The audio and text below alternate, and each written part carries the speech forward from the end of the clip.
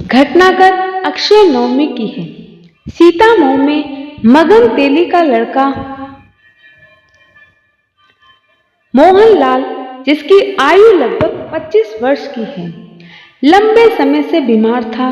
उसे पहले मोतीझरा ज्वर हुआ था। उसके बाद दिनों दिन उसकी स्थिति बिगड़ती चली गई। सारे उपचार और कोशिश निरर्थक सिद्ध हुए।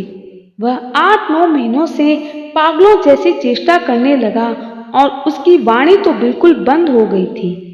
ऐसी स्थिति में भी वह प्रतिदिन गांव के बाहर शौच आदि कार्य से निवृत्त होने के लिए दिन चढ़ने पर जाया करता था।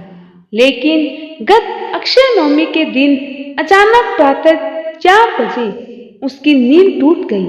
वह लगभग 5 बजे घर से चल दिया। गांव के बाहर हनुमान जी के मंदिर के प्रांगण के बाहर, जहां लोहे के ताल खींचे हैं, जो ही वह अंतिम छोर के एक खंबे के पास पहुंचा कि उसे लगभग 12-13 वर्ष की आयु का एक बालक सफेद वस्त्र पहने हुए सामने की ओर से आता दिखाई दिया। पास आते ही उस बालक ने उसे ठहरने का संकेत करके कहा कि तुम घबराना मत। इसके पश्चात पृथ्वी की ओर झुकते हुए किसी वस्तु के उठाने का अभिनय करते हुए इसे खा जाओ, यह कहकर उसने उस तेली की हथेली पर मिट्टी जैसी कोई वस्तु रख दी, जिसमें वह खो गया। वस्तु उसे बड़ी स्वादिष्ट और अच्छी लगी। इसके बाद उस बालक ने प्रथम आकाश की ओर देखते हुए मोहन का मुख ऊंचा करवाकर उसके गले पर हाथ फिराते हुए कहा, बोलो राम। इतना सुनते ही आश्चर्य की बात हुई कि जिस मोहन की वाणी 8-9 महीने से बंद थी, उसके मुख से सहसा स्पष्ट शब्दों में राम शब्द निकला। ऐसा उस बालक ने 3 बार करवाया और तीनों ही बार उस तेली युवक के मुंह से राम शब्द उच्चारण हो गया। अब उसने मोहन से कहा, तुम ऊपर आकाश की ओर देखो। ऊपर देखकर जो ही उसके सामने नीचे की ओर देखा तो उस बालक का पता नहीं। उसे तत्काल इधर आसपास चारों ओर ढूंढा, पर उसका कहीं कोई पता नहीं। बस उसी समय वह रुग्ण युवक इतने दिनों से पागल जैसी स्थिति में जो था और जिसकी वाणी बंद थी, पूर्ण स्वस्थ और सयाना हो गया तथा साफ साफ बोलने लगा। जब इस घटना की सूचना सीतामऊ के महाराजा साहब श्रीमंत सर राम सिंह जी महोदय को मिली, तब उन्होंने भी इसकी जांच करवाई और उसे सर्वथा सत्य जानकर बड़ा आश्चर्य और प्रसन्नता प्रकट की। और यह सब चमत्कार हनुमान जी की भक्ति और राम नाम जप का फल है। मैं कल्याण का पाठक इधर कई वर्षों से रहा हूँ। मेरे चाय पीने की आदत को आप बुरी कहेंगे तो मेरे कल्याण पढ़ने की आदत को आप क्या कहेंगे। पर 1961 में एमए की परीक्षा में व्यस्त रहने के कारण मैं कल्याण नहीं पढ़ सका। एमए की परीक्षा मेरे लिए बहुत जरूरी थी, लेकिन कुछ दिनों से धार्मिक कृत्यों में मेरी अरुचि सी रही। भगवान से मानो ये देखा ही नहीं गया। परीक्षा से पहले ही विषम ज्वर मुझे हो गया। मैं बहुत भागदौड़ मचाया, पैसा भी खर्च हुआ, लेकिन मेरा ये ज्वर परीक्षा से ठीक 5 दिन पहले ठीक हुआ।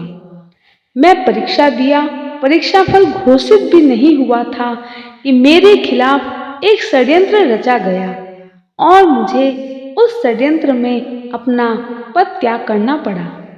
पर अपने कर्म के बल पर या यूं कहें प्रभु की कृपा से मैंने ससम्मान वह पद वापस प्राप्त किया।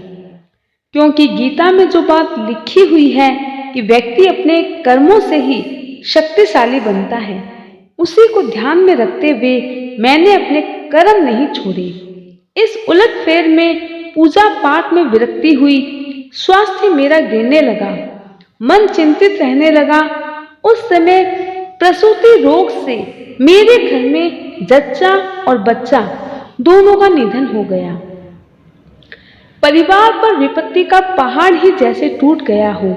मेरी आंखों के सामने 10 वर्ष से नीचे की 3 बच्चियों को देखने वाला अब मेरे घर में कोई नहीं था। हम बाप बेटों को ही शिक्षक का काम करके किसी तरह घर का खर्चा चलाना पड़ रहा था। लेकिन विधाता से यह भी नहीं देखा गया और उसने मेरी और परीक्षा ली। मेरे खिलाफ षड्यंत्र रचे गए और मैं चिंताग्रस्त रहने लगा। घर और स्कूल दोनों जगह चिंता का सागर लहरा रहा था।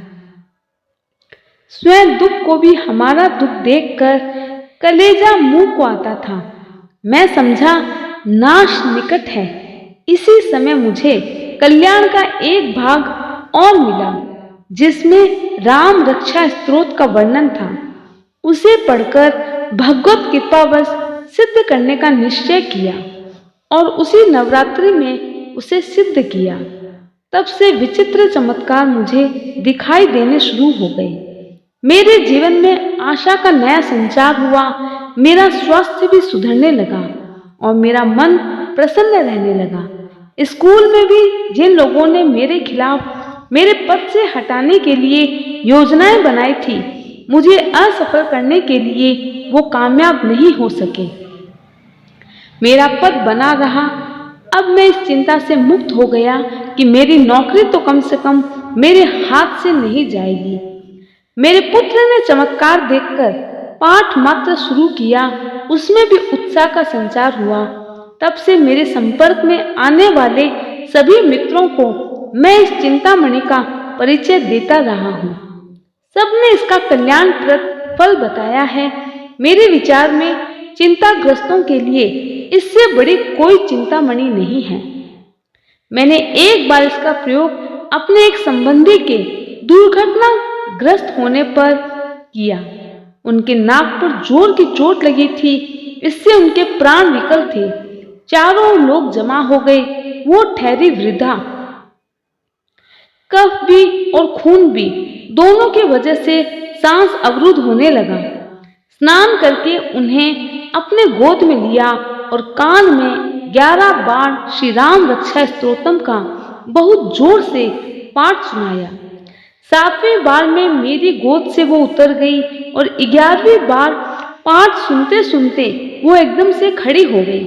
बोली, अब मैं स्नान करके खुद पूजा करूंगी। इस चमत्कार को देखकर मैं कल्याण पाठकों के लिए इसे लिखने का लोभ सवरण नहीं कर सका। यूं तो इन बातों का प्रचार प्रसार में पसंद नहीं करता, पर जीव कल्याण से मेरा कल्याण हुआ है, उसे दूसरों का कल्याण हो, इसी मंगल कामना से मैंने इसे लिखा है। जय